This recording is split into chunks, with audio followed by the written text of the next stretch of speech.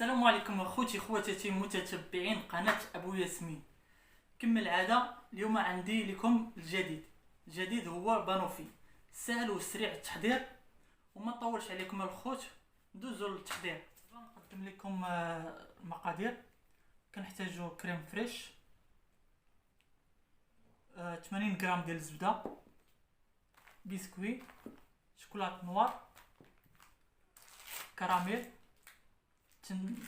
كنديرو في هاد البوش باش نديرو تزيين، جوج بنانات باش نقطعوهم على كحل الطروفه، جوج معالق